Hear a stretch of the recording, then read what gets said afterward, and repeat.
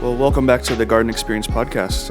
If you are a repeat listener, welcome back. If you are new, we welcome you to the podcast that we're doing. This is kind of just an invitation to our conversation, leadership talks, and all that stuff as we develop ourselves in preparation for our launch of our church in 2023. A couple things before we jump into the topic for today. Our next in-person garden experience will be on December 15th at 6:30 p.m. For the address, you can go to our Instagram, The Garden Experience SD. We'll have a post there with the address if you're in San Diego. And if you're visiting, we would love to have you there. And if you're not around to attend, you can actually check out our second podcast, The Garden Experience Collection, where we will upload the message from that gathering there. As for today, we wanted to talk about leadership. And Armando, do you want to? Yeah, absolutely. So I'm a leader, raising two leaders who will lead people. And our desire is to raise a church full of leaders that go on to raise other leaders so that we could make a greater impact for the world. So part of this is making sure that we're growing intentionally. So we just finished a series by John Maxwell called Developing the Leader Within You. And today we're going to be basing our conversation based upon that. And we'll talk about some of the myths about leadership, because you might be listening to this and you're like, oh, I'm out today. They're not going to be talking about what they normally talk about. Like last week, they talked about 5 essential values of church and so on. But actually, this is vitally important for you. Yeah. In one of our past episodes, I said that Jeff Henderson said that opportunities flow to those who grow. Mm-hmm. And this episode is all about your growth today, especially like as we're listening to the three of us talk. You're going to get ideas about what leadership is and what leadership isn't, as well as why it matters for you. Mm-hmm. And for me personally, this is an area where I am passionate about. Like if I start cutting down the areas of my life where I would invest most of my energy to, leadership is one of them. And the reason for it is that I've had crappy leaders. and any time that I've had a crappy leader, it's hurt. Yeah. So in my first early experience in positions of serving people, whether it was in a leadership position or I thought at the time I didn't even realize that it was a leadership position, I just thought it was some staff or whatever, I just needed to do some stuff. I always realized the importance of not doing to others what I was being done. So, and then when I started developing into my leadership roles, then I realized I have no positive role models. Everything I'm doing is learning to do what has been done to me. Don't do that. That doesn't really get you anywhere as a leader. Yeah. Like, don't do what's been done to you. That doesn't really move.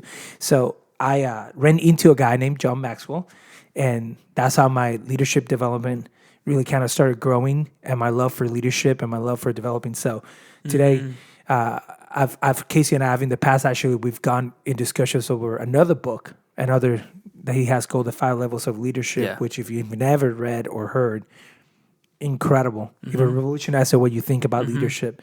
But today, we're going to talk about that one statement that I've been writing in my own personal blog about leadership when I encourage people to do is this, that you should take yourself seriously enough to grow. You should take yourself seriously enough to make the most of yourself. God has put in you potential.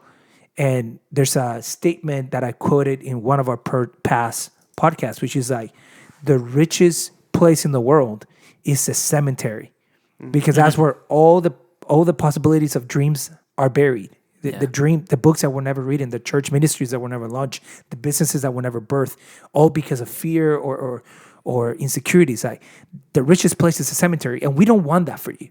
I don't want that for you. I want you to take yourself seriously enough to grow. So that's what our conversation is going to do today. Yeah. So we're going to start with, there's 3 questions that I really kind of want to ask, but before we get to that, there's one myth that I really want to talk about. The 3 questions we're going to talk about are, hey, from what you heard about developing the leader within you, what did you learn the most? What stood out to you? And what do you need to do? That's the question we're focusing. But I want to talk about this myth that he mentioned. He said, one of the myths of leadership is that leaders are born. what did you guys think about that when he said that? Nate, let's start with you. What were your thoughts when you heard that myth?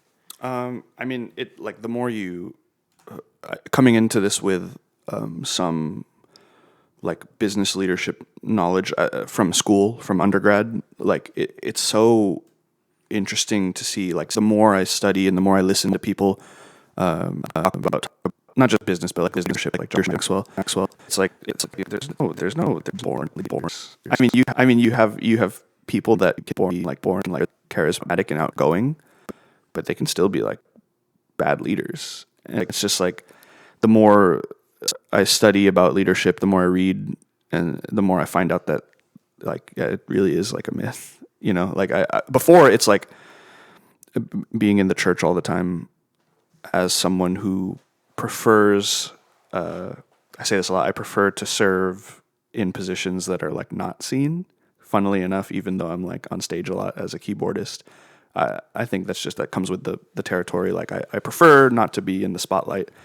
And so I like doing a lot of the things that, you know, not being on stage. I like doing helping out in areas that aren't seen by a lot of people. And so growing up like that, I always said, like, you know, the pastor, the spotlight, that's for like the big leaders. Like they're the ones who were like born that way. At least that's what I thought when I was growing up. And I was like, oh yeah, he's a pastor because like he was God, you know, made him like that, and he was born that way. He was going to be a pastor anyway. And so it's like the more I watch John Maxwell, and the more, even the, you know, in our church plant now, I'm having to develop myself as a leader. It's like, dude, you got to learn. You got to put in the hours, like, and learn on your own. Because like I feel like I am called to be a leader now. Like there's no running from that. But it's like I don't feel like I was born to be a leader. Like I don't feel like I was born with the knowledge and the skills to be a leader off the bat. Yeah, you know, because the myth is that there's natural born leaders. Right. Right. Like, oh, he's just a natural born leader. Right. I think she's just a natural born leader. I think your circumstances growing up can influence whether or not you're able to lead better. Right. Like depending on what situations you were in as a child, growing up, you might have had to develop more mature, like a more mature mindset, like early on, you know, like, and so like, yeah, I feel like you can grow into being a leader depending on your experience and your circumstances, but it's like a natural born leader. I don't know. And there's some people that have more natural skills. Right. That leaning, it's kind of what you're saying, the capacity, like extroversion, for example, right? If you're extroverted, naturally people think you should, oh, he's just, he takes charge, or he's such a leader because he's so extroverted and charismatic, and he's out there. And so you find out that has nothing to do with leadership. No, you're just loud. So here, growing up, my brother Gabriel, he's probably more bold than I am when it comes to stuff, which is fascinating. Like, because he'll do stuff that in conversations with people in relationship that I was like, wow, dude, like. You did that, dude. Like, that's crazy. Like, I didn't want to do it. Like I was supposed to set an appointment with someone, and my brother knew that I was supposed to, and he knew the person. He was like, "You gonna go talk to the person?" I'm like, and I was like, "Bro, he's talking to someone. I'm not gonna go interrupt." And he's like, "Come with me." He just woke up and said, like, "You guys said you were gonna talk, and set an appointment." He was like, "It's like," I was like, "Dude, I can't believe you did that." It's like you were just. He's like, literally, you were just waiting.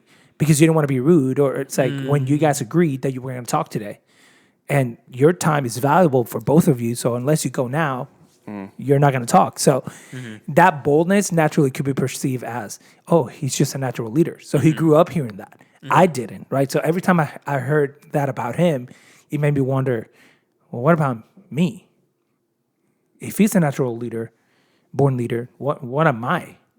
So obviously hearing and dealing with a myth sometimes could be painful, because then you just think like, well, they're leaders, therefore I'm not, therefore I guess I'm just not meant to do anything. Right, yeah. Just kind of go through life. Yeah. What do you think, Casey, about that statement? No, I agree, and I think Nathan made a great point that, you know, if you're loud, that doesn't mean you're a leader. Like, you know, we talk about like charisma, and John Maxwell pointed that out too. He said like charisma doesn't make you like a leader, but it's something you should practice. Which I agreed. I agree. You know, I think there does come a point when charisma does play it's a useful tool in becoming a leader. But I do think leaders can be developed, and you can learn how to lead.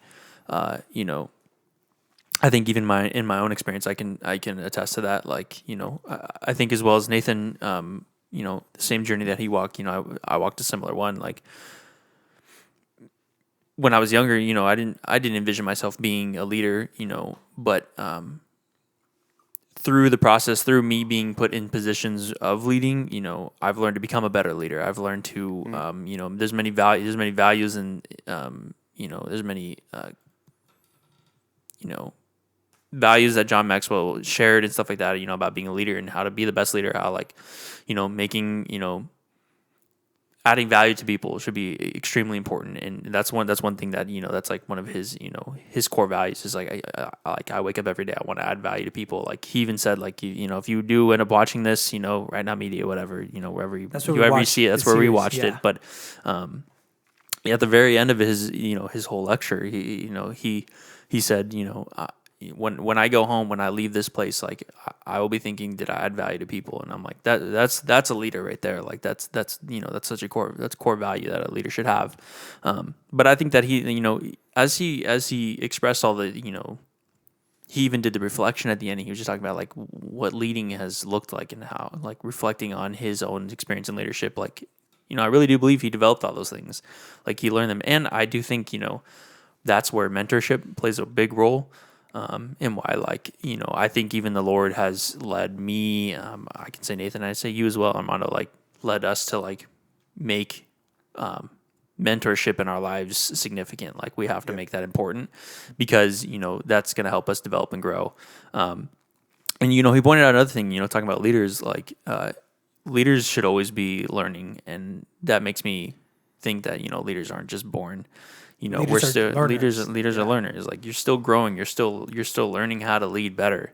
And so, that just makes me, it does assure me, that the idea is definitely a myth, that leaders are born. It's like, no, I don't necessarily think so. And I think a lot of people probably don't think so as well. But I mean, it's just, leaders can definitely be developed, and that's and that's a beautiful thing. I think that's a great thing, and it comes with being a leader, like learning how to identify leaders and help them grow into their leadership. And as a person, I mean, one thing I took away from this, I don't want to go too deep on you have these questions, stuff like that, but like a key takeaway that I got from this, from this lecture was just like, it all starts with yourself. Like, what do you like? Yep. What do you do for yourself? How do you begin this process of becoming a better leader? Like, like you can't give what you don't have, kind of situation. And I was like, yeah, it's true.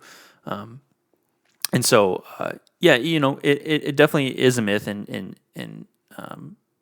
I think that it can also mislead people. But there's also the reassurance, I think, of many people saying, believing that it is a myth, and the reassurance of like, no, leaders can be developed, and that's what we should be eyeing. And takes mentorship. It takes, being teachable. You have to, I think that's something I've been learning over the past few years is like be teachable, like, and also be like, look for opportunities for growth. Something you said at the beginning of the podcast, but definitely a myth for sure. Yeah. I always love the response that he gives for that. He's like, of course leaders are born. Right? Yeah. And so are janitors and doctors and engineers. Like everyone is born. Right. But leadership is a skill. Yeah. And to some people, it comes easier than others. Exactly. And like Nate said, sometimes life circumstances has put you in a place where, or you're more extroverted or charismatic, so you do that. But you listening to right now, you have leadership potential. And one of the things that I also like to mention is that you're already leading, whether you know it or not, because you're leading your life. So you could give up your right to lead your own life, or you could take up the mantle of the responsibility that God has given you and say, what will I do with the life He's given me? Yeah. It doesn't mean that I have to be in a leadership position. That I'm not saying that. I'm saying you at least have been given the opportunity to lead yourself to Christ, to lead yourself to a place where you're going to have life, to lead yourself to a place of growth.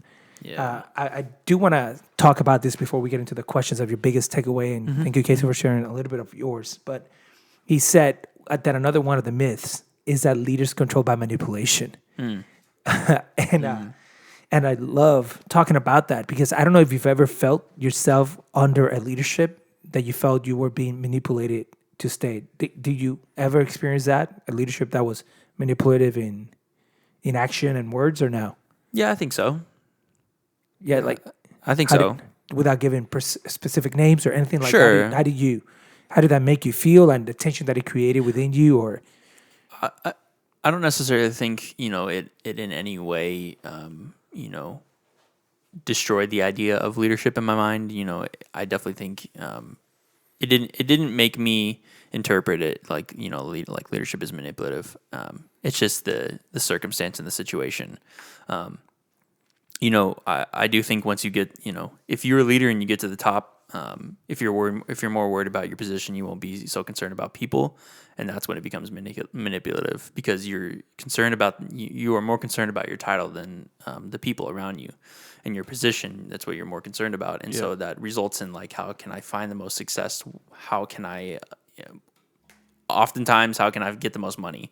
How can I become the most successful? How can I Forbes 30 for 30, like just like like just how can I be the top? How can I be the best? How can I reach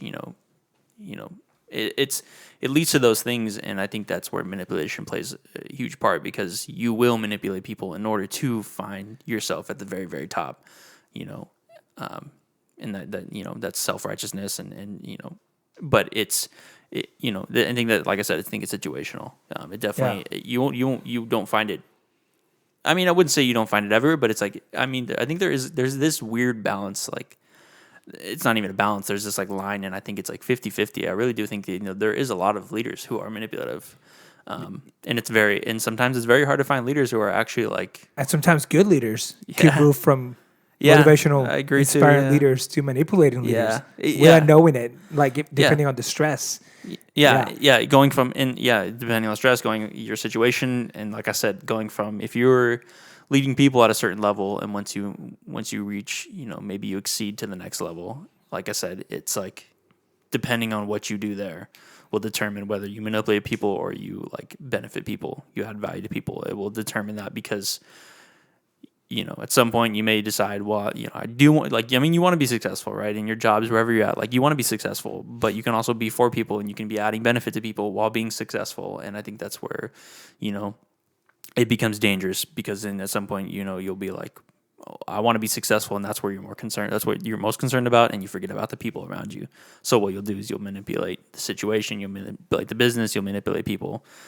So leadership isn't manipulative, but it can, based off the circumstance, it can become, you can use your position in a manipulative way. So and I'm sure that you guys have listening to us.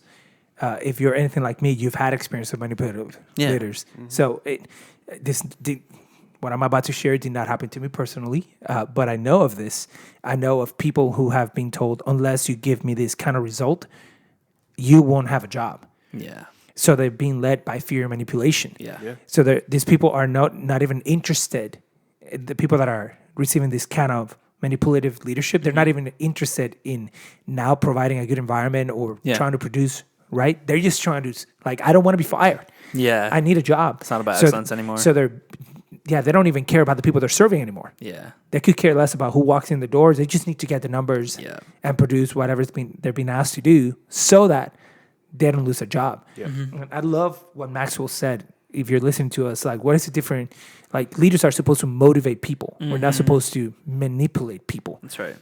A leader that manipulates is a bad leader. Pointing, that's the end of it. Like Casey said it's a leader that's really looking for his own gain. Yeah. And that's what Maxwell was really good at pointing out. Yep. Like, he was like, manipulation is moving people for the leader's advantage. Mm-hmm. I'm going to manipulate you so that I could gain. Mm-hmm. While motivation is moving people for everyone's advantage. Yeah. I'm going to motivate you so that we all benefit, so that the people you're serving benefit, so that everyone around you has a better time, and so that you advance as well. Mm-hmm. And I think this is vitally important for us to remember, because in the church world, there could be a lot of manipulation when it comes to leadership. Yeah. That could be manipulation because, well, we are the pastors or we are the leaders, and for you to not follow me or do what I say means you're disobeying God or dishonoring your leaders, and then they'll pull a Bible verse, right, from somewhere to manipulate you. Like that actually happened to me. This the reason that I left the church when I was 19, 20, and why I hated church. I was a little older than that, 21 or 22. Yeah, because I could already drink beer. But that was my judgment. And it was like I had an argument with a pastor for 3 hours over the length of my hair. That's crazy, bro. And it was an argument because I wasn't going to cut my hair. So it was 3 hours screaming match of him saying, your hair is too long. And me saying, what does my hair have to do with my relationship with God? For 3 hours, we scream at each other. And then he brought somebody else later on because he didn't win the argument. Again, because I was going to see, like, what does the length of my hair have to do with my relationship with God? Yeah. So he brought somebody else who came up to me and said, why don't you want to obey the pastor? Don't you know that if you disobey the pastor, you're committing the sin of witchcraft? I said, where is that at? Stretch, yeah. Show me where that's in the Bible. It got to the point that the leader mentioned to me, who do you think you are? You're no one. God wouldn't speak to you. It was trying to use manipulation to move me to do something that the leader wanted for his own advantage. And nothing to do with the benefit of anyone else or with my own benefit. Yeah. It was all his benefit. Yeah. So as we're launching a church, it's so vitally important that our motivations are right for launching a church. Yeah. We've actually stopped to think about, why are we doing this? Is it really just so that I could be known?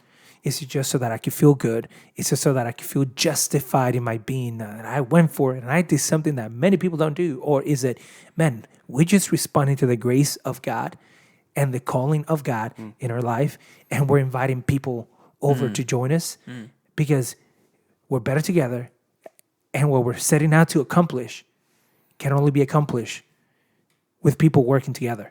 Like there was a statement that he said somewhere in this 4 hours of material we watched. Sure, yeah. That was oftentimes leaders don't reproduce other leaders because they think that if I raise you up, you're competing against me. Like I got to be like the top guy. In reality, you raise leaders and you bring people in because they complete you. And like from the start, I've actually tried to model this with us. Like from the start, I invited you guys to join. Yeah. And I invited a couple other people to join, and they didn't respond, and they didn't say yes, and that's okay. Yeah. Because it was a big ask for them. Yeah. But you know what? Why I'm doing that? Because I know that I can't do this alone. Yeah. And I know that my weaknesses will like if they're not covered by people that are strong in those areas, will damage us, will hurt us. Yeah. I want to give my time and my strength to what I'm strong at. And I want to position strong people that are growing to where they're strong at. Yeah. So that we could create a great organization that glorifies God, blesses people, and allows us to fulfill the calling of our lives that God has called us to. Yeah. I think he said something as in his reflection of leadership. He said, "Team leadership is better than individual leadership," and that's the truth. Like that's the truth that you're speaking. There's many scenarios too. Just thinking about it, finding the people, and I think that we are also seeing that now too, right? Like as we, even if you listen to the last podcast, we talked about how we want to reach 125 to 150 people on the launch team when we plant our church, and as we begin to talk about bringing people on board and having them come join us, it's like as we discover positions that we're thinking about, we need spots filled, and we need areas in the ministry to be led by people. It's like, man, yeah, there are quite a few areas that I don't find myself as excellent in or as strong in, and or passionate and sure, yeah, too, exactly. And they're vital things. Like we talked about the 5 things last week, right? Yeah. Fellowship, evangelism, worship, biblical instruction, and service and ministry. Yeah. Like we might not be passionate over all those 5 things. Yeah. We know they're needed. Yeah. but we might not be super passionate. So we need somebody that's super passionate on that Yep. so that we could be balanced. Yeah, that's why people matter. That's man, teamwork. I always tell myself this, man. Like, if you want to accomplish something great, you have to have a team, that's become more and more reality. I think to all of us is like, man, we do need people, we do need teams. So like, even like you listening, like if you feel called to join us on this journey, or you're hearing this and you're like, wow, these guys are passionate about, they are fully alive. They love to do good works, and they love people. We love you who are listening. Like, and you're like, man, I want to join them on this journey. It's like, well, there's a place for you, and so And my promise to you is that I will equip you. yeah. I will invest in you. I will seek to develop you. Mm-hmm. But you also have to take yourself seriously enough to do it. And this is why I'm having us walk through this. We're doing together. We're doing 6 of these kind of monthly meetings, right? Where we once a month we really discuss leadership, and it's because I value you to such an extent that my desire is like, I know the calling God has upon your lives. Yeah. And I told you this privately, that it's a weight on me to go, how do I ensure that as we're planting this church, I develop them? I help them develop them. No, I don't develop you. Right. I help you develop to become all that God has called you to be. So if you're listening, last week we mentioned we're looking for 10 other people to join our team. Yeah. We're in the search of 10 more people for specific areas of high leadership that include areas like fellowship or life together, doing life together, areas of evangelism and first impression. Like, I don't think this made a recording, did it? When I mentioned the 10 people that we were looking for? I think we mentioned it, but not in detail, no? Yeah, because, and there's, it's detail. Yeah.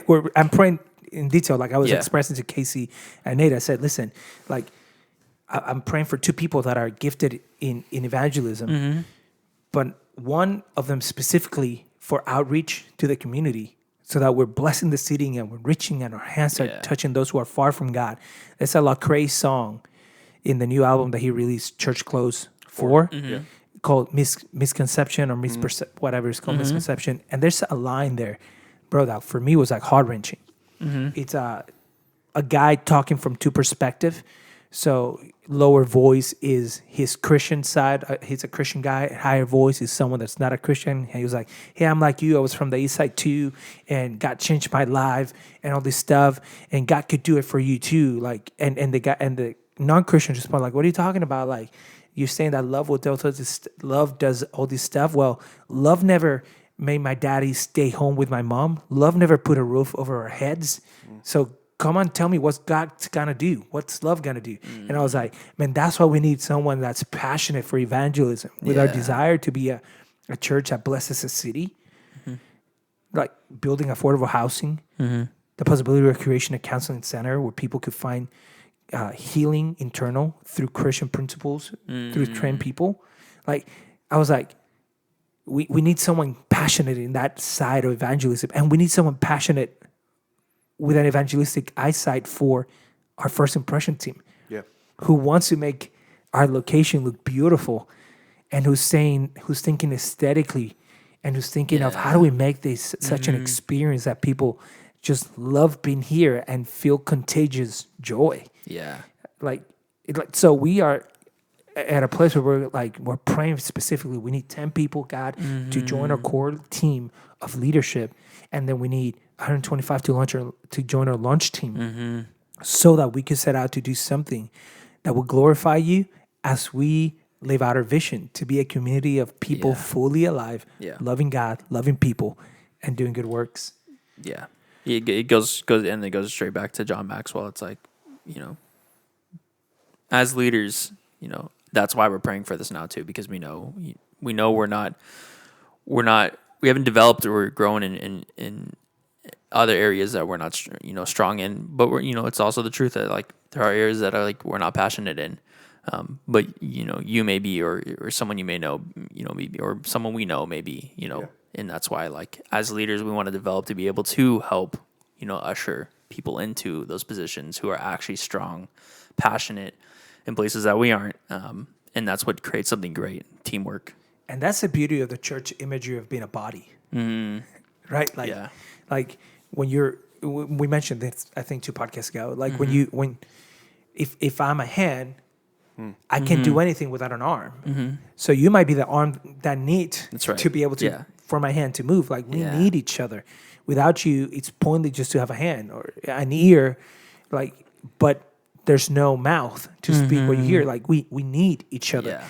And the beauty of the church is that because we're so diverse, when we live out the Jesus way, which is to put other people before us, which is what leadership does, right? This is one of the things that we were learning and developing the leader within you, which is leadership is other focused. It focuses on the good of those you're serving. You're not self-serving. You're not looking for self-fulfillment. You're looking for, even in your growth, right? You're not looking to self-fulfill yourself. Or how do I feel good? What makes me feel good? You're looking for self-development so that you can serve other people better. This is the beauty of the church of, listen, we're going to get together with diverse people, with diverse giftings, all meant to, in the right place, be placed in the right place so that we could function as a healthy, strong community that is experiencing inner transformation in the way we're living together that leads to outward transformation of the city around us. Yeah. Nate, what stood out the most to you as you went through this material? What one thought has really struck at the core of you in your heart and made you go like, I'd love to explore this, or here's what I'm thinking of doing because of this? Yeah, I think it's it's one of the like later parts when he talks about like the 10 things that a leader. I forget what it was, but anyway, one of them, when it talks about integrity and nurturing their people. No, like practices or like the leader's mindset. I think yeah, something like that. But it was just like how a leader should have a teachable spirit, all that stuff. And I think that because we were talking a lot about like just now we were talking about how this needs to be a team thing, and so. I have my fair share of things that I'm not passionate about. We all do. But I think the one thing that stood out to me was definitely about just the constant reminder that I get from this material that it's like you as in me, I'm talking to myself, have to put in the time and the effort to develop like skills. And I think one of the things that came out of me listening to this content was like me bringing to my own attention the fact that I feel like I don't really understand how I would communicate with people that I will be leading. And so I think that's something that I felt like I have to work on, because it's like I can read about it, but in reality, like I have no real practical like experience yet, because I have not needed to like lead a team of my own yet. And so like during that part, we're talking, it talks about like equipping people and you motivate people. And it's like, that's great. Like I know in the back, not even in the front of my head as a leader, I'm supposed to be championing other people and creating a platform for them to stand on. But it's like, okay, but how would I communicate that with people like correctly? Because a lot of times we hear like stories about, I know how I should treat people, and I'm not going to say things out of pocket. Like I'm not going to hurt people's feelings. Yeah. But like there is still like a correct and incorrect way to communicate like vision to someone and to make someone feel like this. The example that Armando you gave for like a while back, but it's like how we're talking about the Great Commission, I think, but there's like an outer boundary of that we should stay in, but other than that, like it's free reign to do what you do best. And so I think like what I was not struggling with, but what I was thinking about a lot when I was listening to this was like, okay, how would I go about effectively like communicating to someone who I'm leading? Like, how do I encourage someone and motivate them to do what like they need to do, but also while creating like a great environment for them. And so it's like, that's something like, I'm like, I don't know, like I have to read some books about it. I have to like put in the work to learn the skills. Cause it's like, I've always been I mean, I will say, like, whether or not I've realized it, I've been a leader to people who have seen me on stage, to people who served in the same ministry as me. Like, I've been a leader, whether or not I've had to speak in front of people or not. But I've like not had to speak in front of people a lot. So and I've never been like the leader of a team specifically. Like, I've led people. By influence, like I've influenced people, even leadership is influence, right? Yeah. Even peers. I've influenced peers, and I don't like saying this, but like even if we're thinking like hierarchical, which I'm not, like I wouldn't in reality, but it's like if I'm in the conventional, like I'm the leader and I have people that I'm leading, I've never been in that situation, so like I don't know what words I would say and how I would convey like things. I know I would be nice to people, obviously, but it's like that's not enough to know. So I think that you hope, because when you get into the position, then you never know. This is why it's so important that you. It's like dating. So one of the things that I do in marriage counseling, we talked about this actually. We talked about exegesis, like making a list of the bad leaders we've had without ever mentioning names, and realizing all the things that negatively that they taught us, and what we would do different. And the reason I mentioned that exercise, which we haven't done, is because that's a way of ensuring we don't repeat what we've experienced. Because what ends up happening often is that the only thing you know is when you end up repeating. So leadership is 90% like what you've learned in your life from what you currently do has been modeled to you. 90% of it was modeled to you. That's wild. You it's not what I'm saying to you that matters. It's what I model to you that matters. What is Armando modeling? That's actual the leadership he's reproducing. He could say all these things that he wants to, but when he doesn't do, shows me what I'm not supposed to do. This is why I've never liked leaders that tell you to do one thing and then they don't do it themselves, because they don't have any ground to hold you accountable either. Of course, they could fire you because they're positionally superior than you, but in the long run, it's like you have no influence in that area of my life because you don't live it out either. So when I was mentioning with marriage, it's the same thing. Like one of the things that I do in premarital marital counseling with people, it's like, listen, like mother, like daughter, like father, like son. It's the truth. If he grew up seeing his dad disrespecting his mom, he's gonna disrespect you. If she grew up seeing her mom interrupting her dad tell stories to correct him in the middle of the story, like, it didn't happen that way. It happened this way, and it wasn't 3 years ago. It was 2 years ago. Like, so he never actually gets to the end of the story without having 5 or 6 interruptions. Guess what's going to happen to every story you tell? And the only way that's going to change prior to marriage is if you recognize it now and choose to do different. Otherwise, that's good. It's the only thing you know.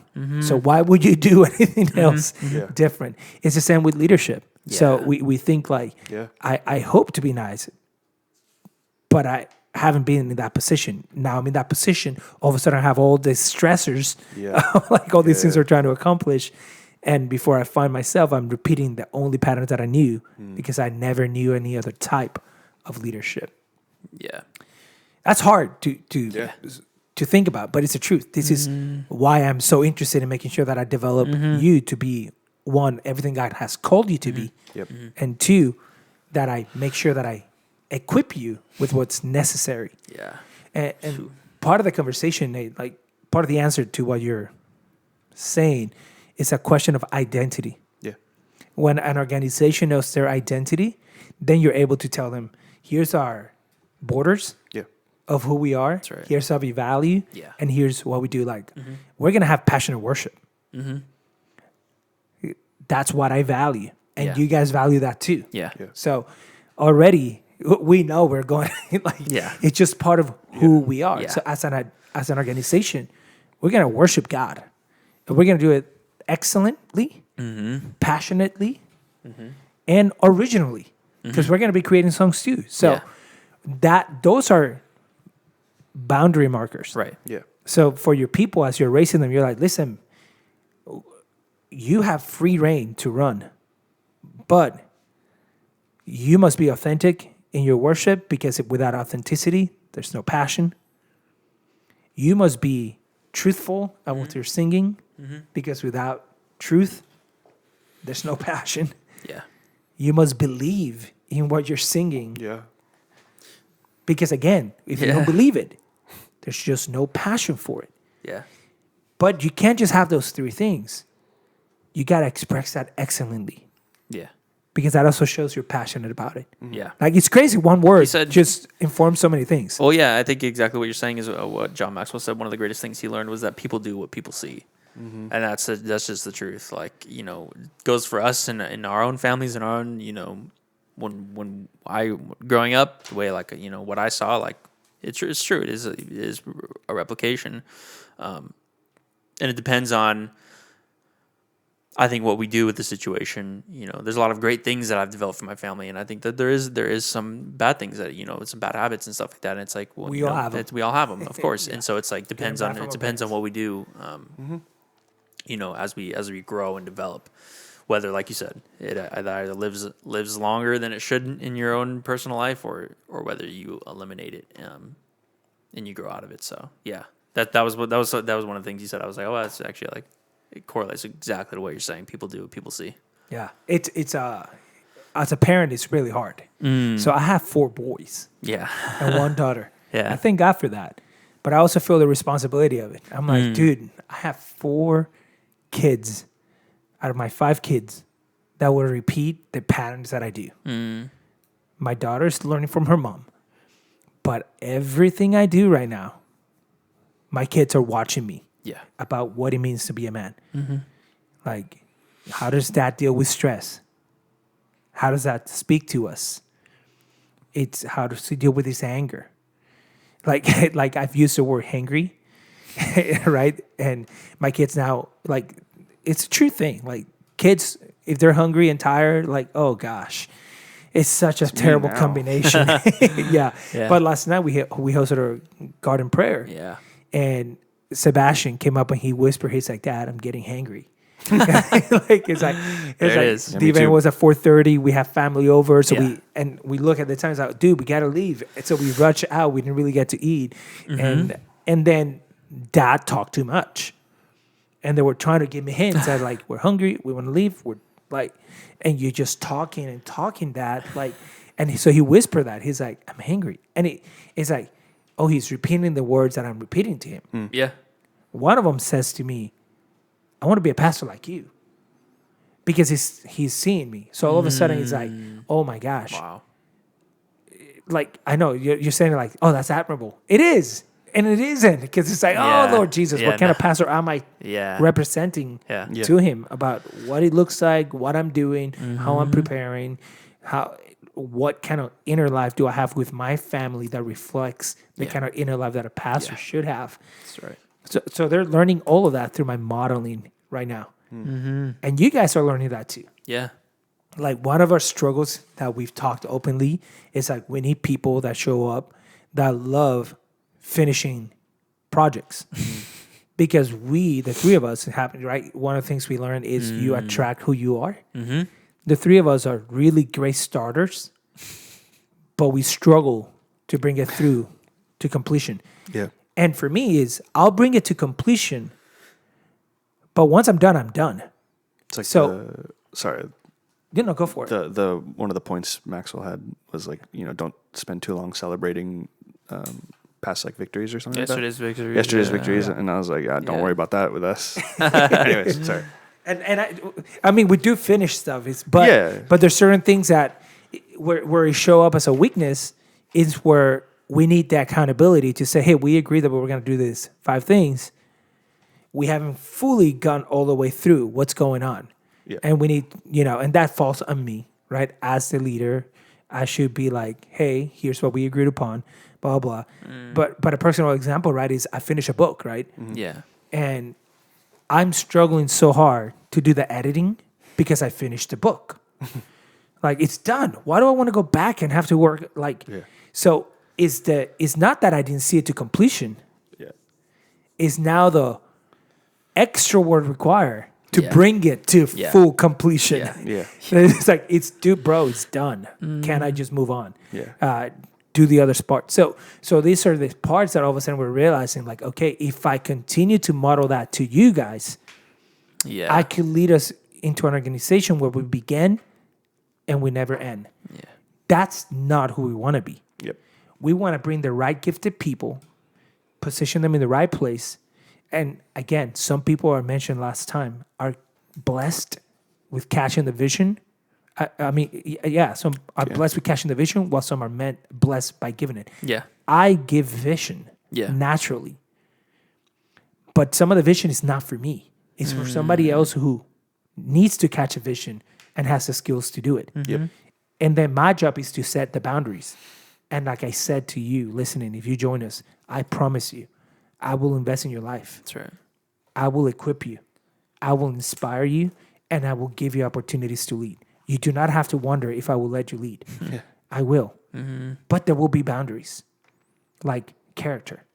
Of course. Your character matters. That's actually one of the things that you guys were mentioning without saying it. You were talking about charismatic people. And Nate was like, just because you have charisma doesn't mean you're a good leader. Right. And Maxwell said, like, there's good leaders that don't have any charisma. You should grow in your charisma. And he talked about how charisma is being liked by people.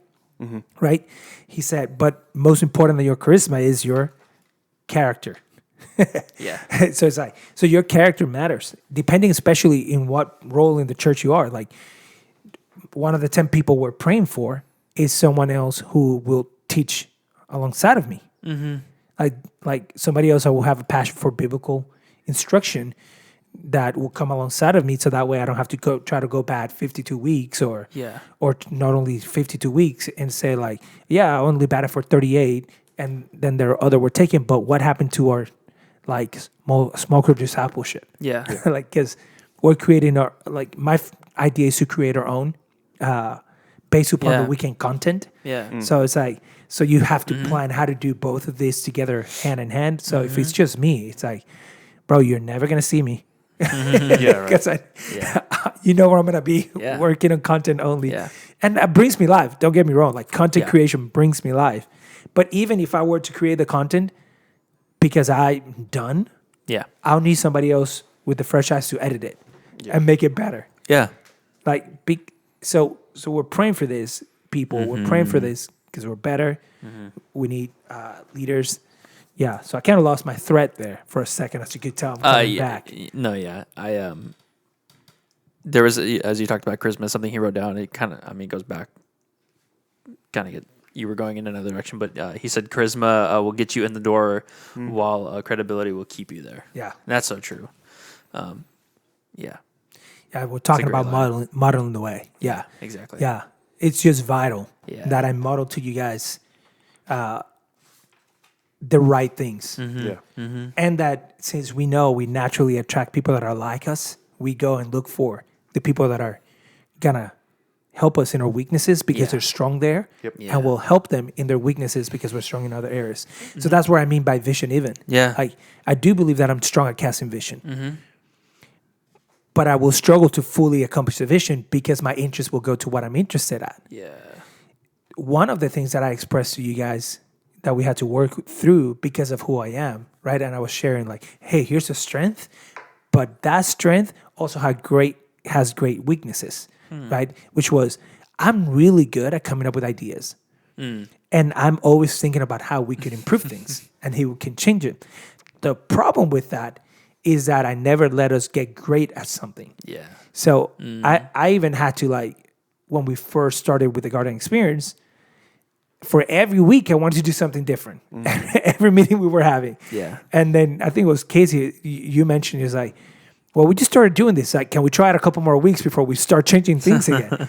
And it was like, and I was reminded, Armando, like, you got to remember that because your natural gift, if you study Patrick Lencioni in the 6 working geniuses, my natural gifts fall into wonder and invention. It's like, wonder is the gift of being able to go, like, why is the world the way it is? And why do we do things this way? And why does scripture say this? And you're wondering all this stuff. And invention is a gift of coming up with different solutions for the why. It's like, why don't we try this? There's 5 different ways we could try today. Yeah. It's like, that could derail you if you don't know how to handle it. So part of this idea of modeling the way is like, let me make sure I model the right thing for him and for Nate, and then fill out the gaps where I can by attracting those who are strong where I'm weak. That's good. Casey, what to you stood out the most? So a few things stood out. First, I'll share the one thing that I mentioned earlier in the podcast was that it starts with yourself.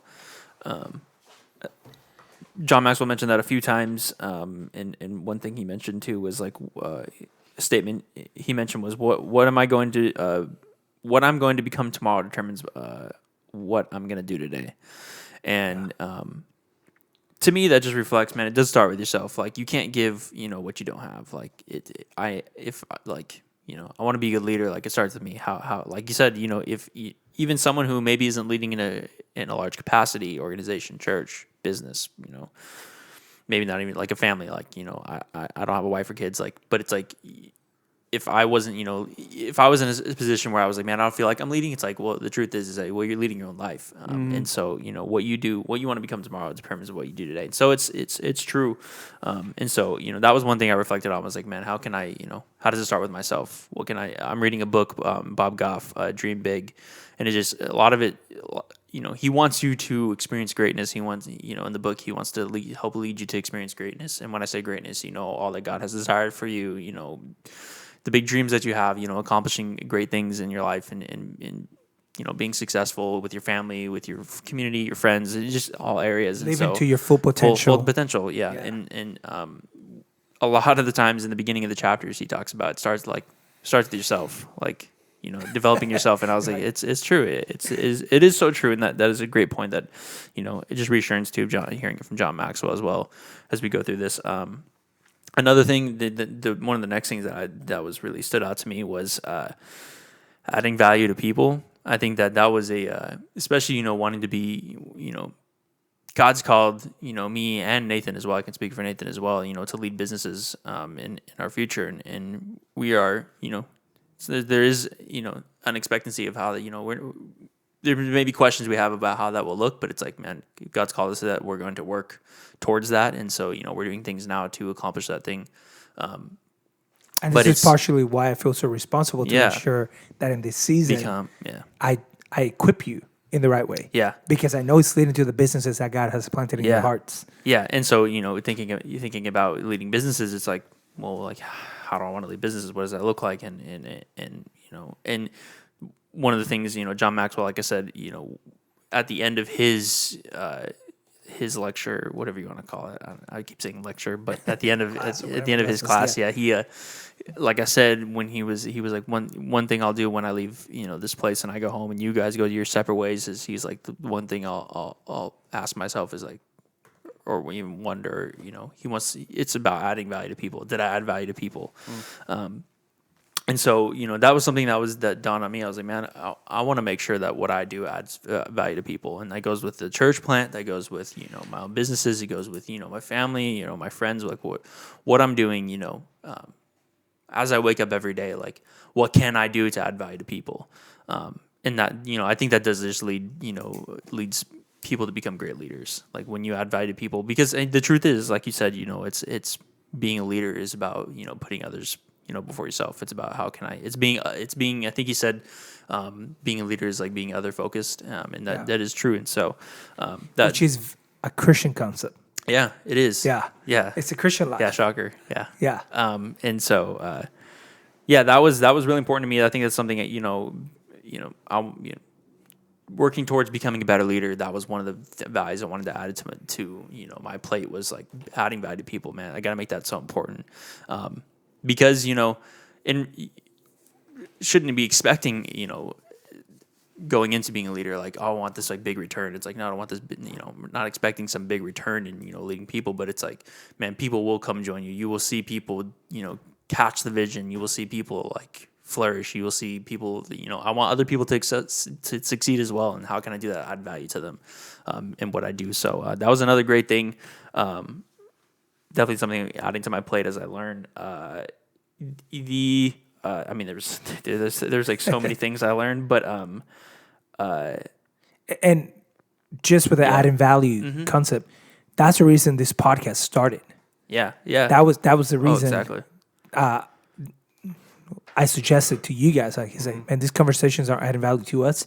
I think they could add value to everyone else that comes alongside of our journey, for them to grow. Like he talked later on about your personal creed and vision, creating a personal statement about who you are and what you do. And he said that his is to add value to people spiritually and when it comes to their personal growth. Like, as I've worked out, like, I realized, man, like, where do I find the most life? I find the most life when I'm inspiring people to live the life that God has called them to live.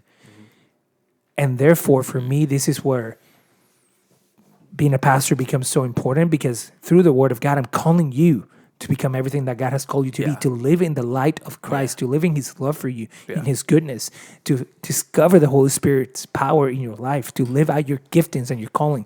And it's also the same thing why I value leadership so much. Because if I could inspire you to lead well, you're going to change people's lives. Yeah. But you're also going to change your own life.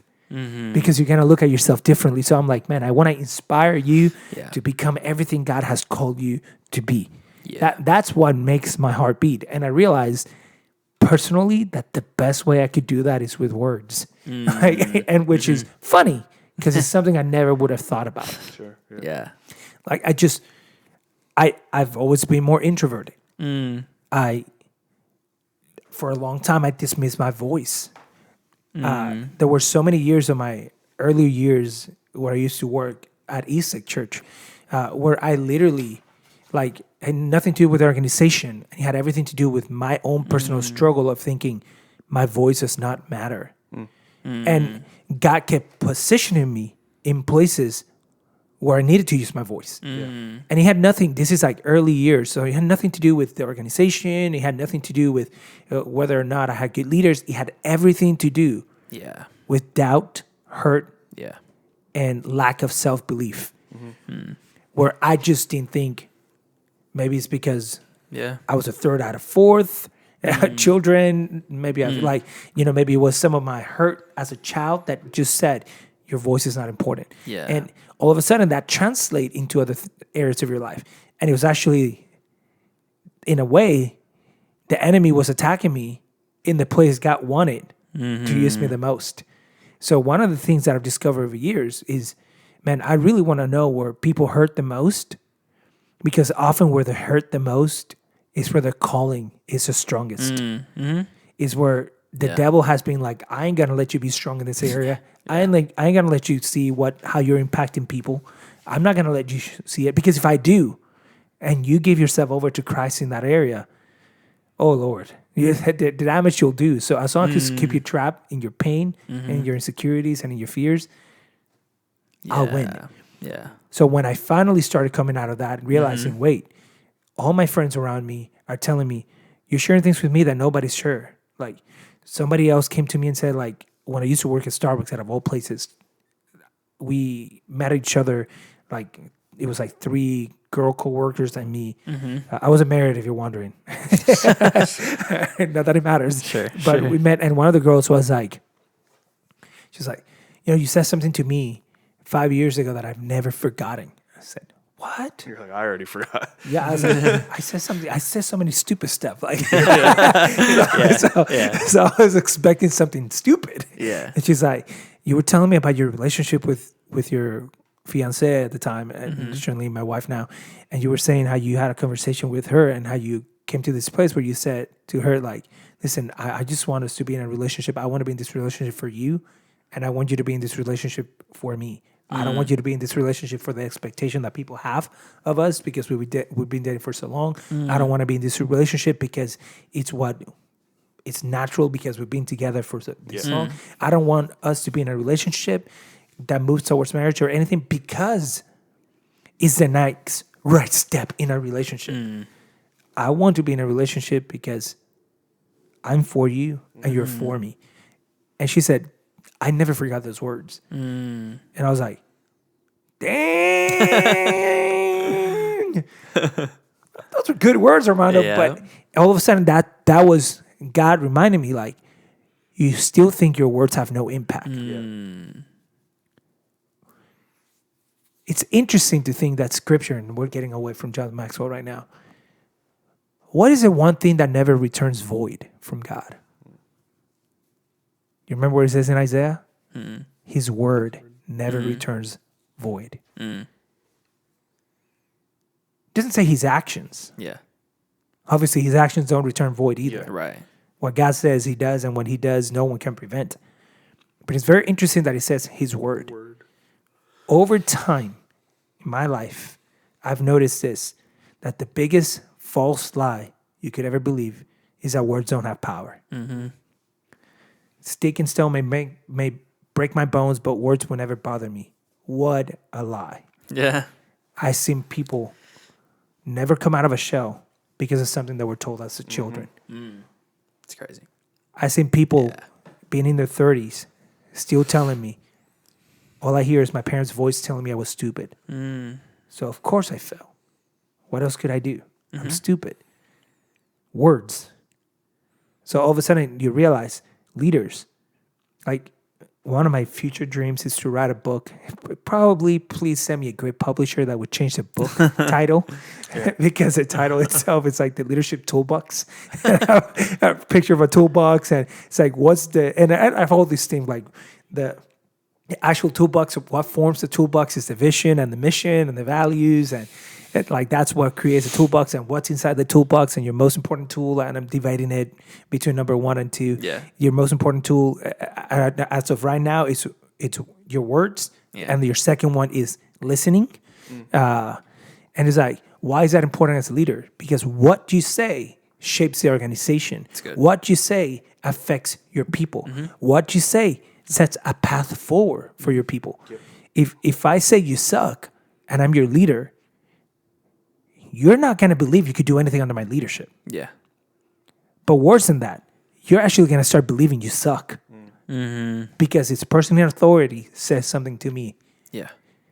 So this is the power and the potential of leadership. You have the possibility of creating worlds that don't exist, that impact people for their good. And you start with your words. You start with who you are. This is why, going back to what you said, it begins with you. Yeah. Like, what kind of a leader will I be? He has a statement that he said, and he says it in other places. He's like, in every relationship, you're either adding value or subtracting value. Yep. Yeah. That's it. And as leaders, the kind of leaders that God has called us to be, the kind of leaders that we hope you turn out to be as you're listening, is the leader that add values to people. Yeah, that's right.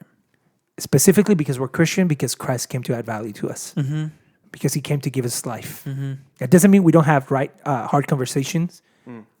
We have hard conversations. Yeah. We have to have them. Yeah. But it means that we're always having the hard conversations because we're seeking what's best for each other, the church, and for people. That's right. Yeah. I mean, adding value. And, as you said, as it starts with you and what kind of leader you want to be. And, being a successful leader, I think that was one of the things I had to determine, or that was pretty much, drawn out for me through this, through the class. But, as I thought about being a successful leader, one thing John Maxwell talked about was in correlation to success is like, success is not a destination. It's a daily, I think he said daily process, daily movement. You can put whatever after daily, but it's a daily thing. It's a journey. It's a journey. Yeah, it's a journey. Yeah. And so, And to me, said I was like, success shows up something like in your daily schedule. yeah, yeah. It reminds me, success is to be successful. It's a daily movement. It's not a destination. And through that, I was reminded, like if you want to grow as a leader and a person, it's a process. if you're doing the right thing today, you're already successful. It just hasn't shown yet. And that was something, I was reminded through this. It's just like, it may not show up, tangibly yet, right? But that doesn't mean that you're not successful, or that, and I think that's the vision a lot of people have too. Is just like, well, I want to be successful, so I it's either I see it now or I'm not successful ever. Here's an opportunity. I knocked this one out of the park, and then I'm successful. Yeah, and everyone recognizes it. That's what you're saying. It's like, yeah, exactly. And I think I really do think that most of the time that's a lie. I do, and I could probably even say I think that's a lie for all the time. Because, if you do think about people and you do, like, well, let me point out this person, he was successful overnight, or this person, they were successful overnight. They talked about it too. They said, well, I was uploading TikToks one day, and then the next day it was like, well, what work did they do that we didn't see? Right now we are seeing, the success is being shown. The fruit of their labor. It's like, they had to plant that seed at some point and become successful in whatever area they're at, or whatever success looks like for that. But it's that was reminded for me, is just, man, it's not a destination, like it's a process. And like, the challenge I got, from this entire class, I think I probably wrote it down amongst the 1,000 notes that I took. But like growth as a leader, even right here, like choice allows me to start growing. It says, man, like choosing today, like start like just choose now, like choose to start now to be a better leader. How can I grow to be a better leader? What can I do? How can I grow into making sure that I add what I'm doing adds value to people, like in the many other things that I learned too. How can I choose to start, and choice allows me to start growing. Change allows me to keep growing. I thought that was really good. And then he said, lastly, climate allows me to enjoy growing. And that was really the challenge for me. I was like, man, this, the entire class, and I think even for people like listening, like this, it really is. It is a process. I think that's a good way to put it. Man, it's a process, but it's also a journey, and I think that we should enjoy it. As John Maxwell, he talked about his like reflection about being a leader. One of the things he said was like, enjoy life. Like, man, like why so often I think we just hate change, and we hate growing, and we hate. There's a lot, because when you grow, there's often a lot of growing pains. Yeah. Growth naturally. Growth is what comes with growth. Growth oftentimes is pain, because there's a lot of change. Maybe there's risk in it too. Like there's unexpectancy, whatever it is. But he said enjoy life, and I think that was another thing I took. Another great thing to take away as, we grow into becoming the best leaders that we can be, even you listening, growing into the best leader that you can be for your family, for your communities, for your church, your business, for yourself. Like, it's a process, and it will take time, but core value should be, patience. Like, learn how to be patient with yourself, even starting with yourself, right? Like I said, like, man, it starts with you. Like, I know for myself, like sometimes I beat myself up because I'm like, why can't I just do this today? Like, why can't I just be successful? Like overnight and knock it out the park? Like why can't I just change right now? And it's like, well, it's a process. Be patient with yourself, love yourself, love, enjoy life. So, it was really a great class. It was really powerful. If you have the opportunity to watch it, John Maxwell, Developing the Leader Within You. It was really just, we watch it on Right Now Media. If you're wondering, you could also buy the book. And the workbook and so on. Invest in yourself. That's you are worthy of investing in yourself. You really are. And the best quote about overnight success, Casey, that I love is that everyone thinks you're overnight success, and then people go like, well, that was the longest night of my life. It took me 20 years to get here. That's a good way to put it. You only see the fruit now. Yeah. Going back to the baseball metaphor of knocking the ball out of the park. Yeah. How many swings have the people that do home runs have in their life? I don't think you can count. Thousands upon thousands. Yeah. Like they sat there for hundreds of hits a day. They had to relearn sometimes how to hold a bat because they had the wrong technique when they were holding the bat. They had to learn how to tell the curve of the ball and the way that it's spinning to be able to know if it's a knockable ball or what. I don't know. Sure, yeah. I should stop. My baseball knowledge is about exhausted right now. But all that to say, you can't. That guy's taking him 20, 25 years of doing the same thing over and over to make it look easy. That's right. Like there's no overnight success. And if it is, it's not long lasting. Yeah. You're not prepared. Yeah. You're not prepared. You can't sustain it because you don't have the habits, the character, or the skills needed to stay at that. You just got lucky, for lack of a better word. Yeah. And that leaves you to 15 minutes of fame. One hit wonder.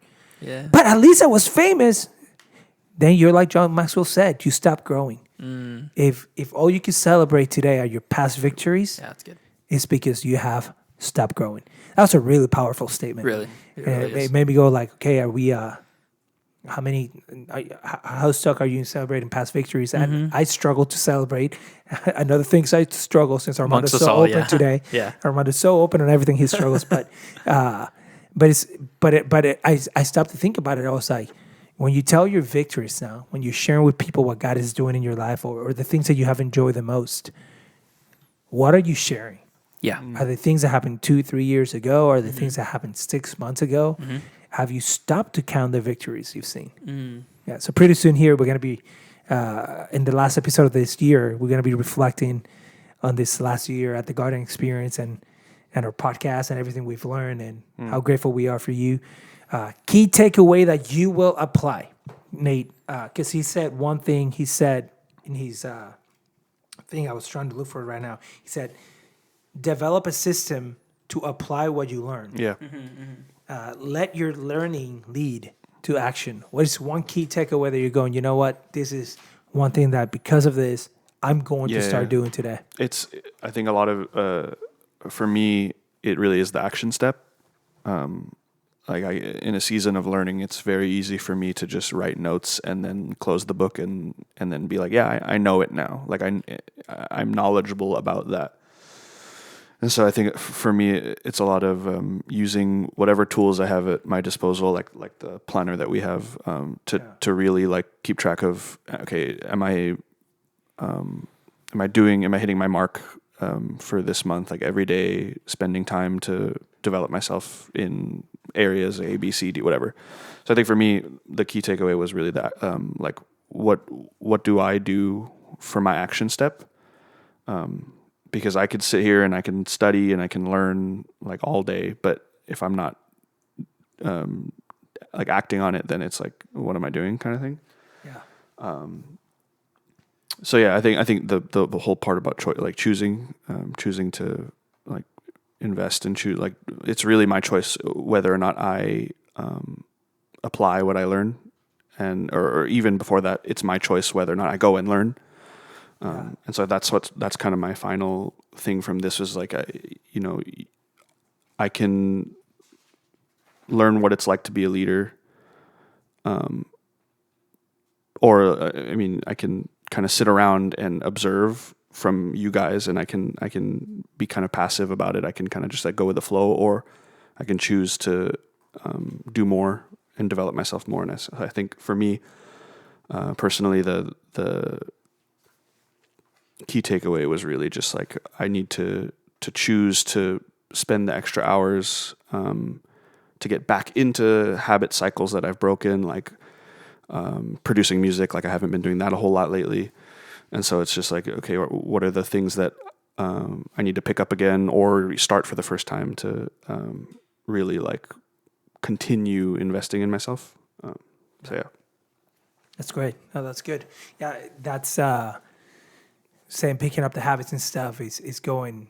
The line was, now that I have to say it, I can't say it. Something like success is determined by your daily agenda, which is what you're saying. Like, I got to pick up these daily habits of like how I'm ensuring that I'm doing my rhythms again, and how I'm making sure that I'm doing what I'm supposed to be doing. Yeah. Well, another way of saying it by Michael Hyatt, and I forget the other guy's name, is what gets scheduled gets done. Yeah. It's on the planner. Yeah, Casey, key takeaway for you? Key takeaway, obviously, one of the greatest values that I learned from this was to, one of the great knowledge that I learned from the class was to add value to people. And to do that, I just want to be intentional with my relationships. I think it starts with the people around me. I don't want to get ahead of myself. And, of course, when I come across new relationships or I come across people, my intention should be, how can I add value to you? But also, I think it just starts with the people around me too now, right? Like I don't want to get ahead of the relationships I already have. When I think about adding value to people, I don't want to think about, I'll start with the new relationships that I build. It's like, well, you can do that right now with the people around me. So it's like, I think that's the action I will take, is to add, be intentional every day of how I can add value to people, because that was probably one of the deepest levels of knowledge that he shared, especially John Maxwell talking about, like, I think at some point he talked about, like you talk about creed. I think he said at some point he mentioned his own creed, but he wants to help people walk in greatness. He wants to be a lid lifter, as he stated. He kind of like named his creed lid lifter, and I thought that's good. It's adding value to people. How can I help people? Because I think that as we like I think I've stated before, right? Like what I get most excited about, yes, when people turn their lives over to Christ, when they be baptized in water, and they declare themselves follow Jesus, and like salvation is great. Like that's like the greatest thing you probably can do. You begin your relationship with Jesus. Like I said, like my greatest calling should be in have a relationship with the Lord. But I do, I get really excited when people beyond salvation, take the step to be like, how can I experience heaven now? How can I experience the kingdom of God here on this side of eternity right now, instead of wait my entire life to experience the other side of eternity when we go to heaven. It'll be great. I think about that. It's going to be great. It's going to be amazing. Right. Like, and I oftentimes, when I think about like, when I'm spending time with God and I'm like, wow, I really can't, it's an exciting feeling. It really is an exciting feeling, to think about, wow, we get to spend eternity with Jesus and we get to spend eternity in heaven. Like that's going to be great. But it's like, man, I want to start doing that now. Like I want to start experiencing greatness right now. Yeah. And we can. I think that's, maybe, misconception that maybe some people have is, when it comes to Christianity, and it comes to Jesus, like, we're just here to be, we get saved here on earth, and then we get to experience the greatness later. And then we just hold on. Go through the ride. You just cope or something. Becomes an assurance, That's where, I think you even fall away from Christianity oftentimes. But yeah, like I said, I want to help people experience greatness, and how can I do that? Add value to them, through what I'm doing, whatever it is, leading businesses, writing music, writing songs, for the church, however it looks like, being intentional about adding giving value. Talks. So, who knows? We'll see. Yeah, who knows? Yeah, seriously. But adding value. You're adding value. Yeah, that's awesome. Big takeaway for me before I get there, I will say this. You listen to me, you can lead. Mm-hmm. If somebody told you you can't, somebody told you you're not a leader, that's a lie. You can lead. Mm-hmm. You can learn to lead.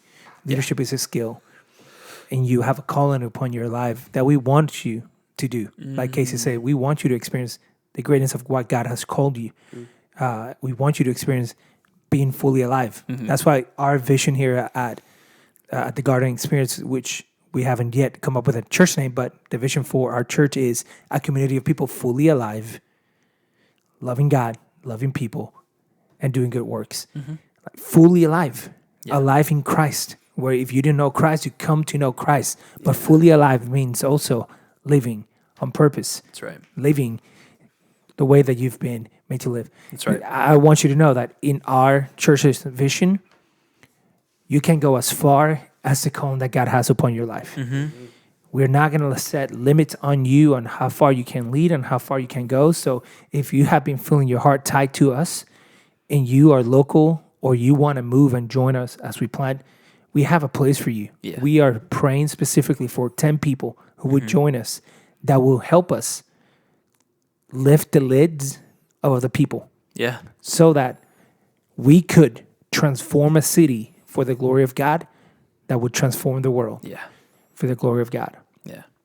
My big takeaway, you can only be great at a very few small things. channel your energy to very few themes. It's good. Because you could only be great at very few things. So John Maxwell mentions 5 things that he focuses on. It was relationship and communication and leadership and attitude and personal growth. And it's like, okay, Armando, like you have a lot of interests, but you can only be great at a few things. Yeah. So continue to be focused Yeah. on developing the things that you say matter to you the most, which were inspiring people. So that's communication. That's your biblical knowledge. Become an expert on those few things so that you could have a greater impact. Yeah. And of course, one of those for me, again, is leadership. I love leadership. I believe in you guys. I'm excited to see what God's going to do. I really am. Amen. We're blowing the lid of this church. Listen, this is the time to join Yeah. if you want to see God do miracles. Yeah. Because when you start from scratch and you commit yourself to following God and you schedule your success journey by just walking it daily, you will see things greater than you imagine. Yeah. So you could partner with us by doing 3 things. You could pray for us. You could partner by sharing this podcast, sharing our events that are coming up, and you could partner by participating. That could be that you could join us at one of our gardening experience. That could be that you participate by joining our group. We would love for you to be a part of it. We would love for you to join our team. We're actively recruiting now, given that we are headed towards 2023. And again, we're looking for the right people that want to grow, people that want to make a difference. One of our values is that we are going to be a contagious, joyful place, contagious joy. So if you want to spread joy in this season of Christmas, Jesus came to bring joy to the world. I said last week that song doesn't lead me to worship, and then I listened like to 3 different joy to the world. I was like, actually, there's some songs that do lead me to worship. I was wrong, Armando. Right. You lied, bro. But if you want to help us spread joy contagiously by helping us, either because you have an evangelistic gift or life, or whatever gift it might be, a leadership gift or whatever, we got a place for you. That's right. Come join us. That's right. As we sign off, December 15th. Yep. We got a place for you at the Victor's house. It's going to be joyful. We're doing the Garden Experience Christmas experience. You don't want to miss out. 6:30 p.m. I'm working on a message to bring you hope, to inspire you. And I'm sure the worship is going to be amazing like it always is. Yeah. We love you. We're for you. But more importantly, God loves you and He's for you. See you guys.